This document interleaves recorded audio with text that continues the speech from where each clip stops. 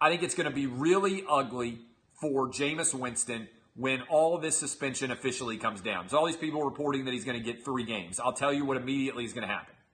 If he gets suspended for 3 games, people are going to immediately say, wait a minute. If you sexually assault a woman in the NFL, it only costs you 3 games. That's what immediately everybody's going to say. It's also going to bring back up all of the ugliness surrounding Jameis Winston's tenure at Florida State. And I am willing to give a benefit of the doubt sometimes to people.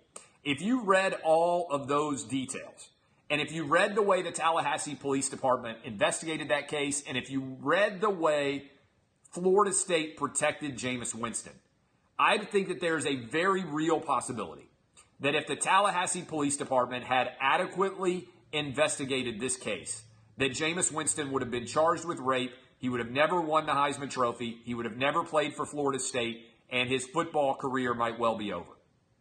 So I think this idea that Jameis Winston was treated unfairly. Remember, when you actually got to a Title IX investigation, do you remember what the result was? This is an improbable result.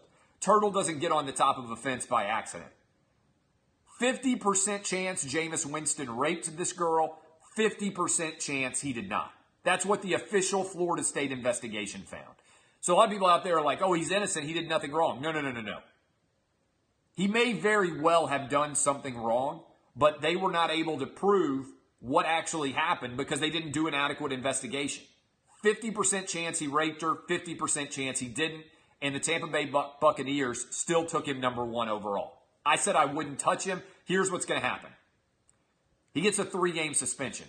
The Buccaneers are going to have to answer, in this modern Me Too era, a really difficult question. How many men get accused of rape once? Not that many in the grand scheme of things. How many men get accused of sexual assault twice? Not that many in the grand scheme of things. The fact that both of these might well have happened is, to me, an utter indictment of the way that the Bucs went about picking Jameis Winston.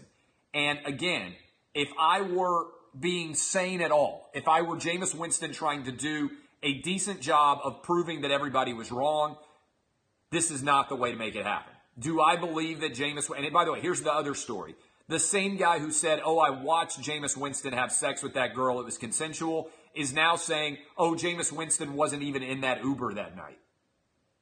Awfully convenient that Jameis Winston has got a guy who, no matter what happens, says he didn't do anything wrong.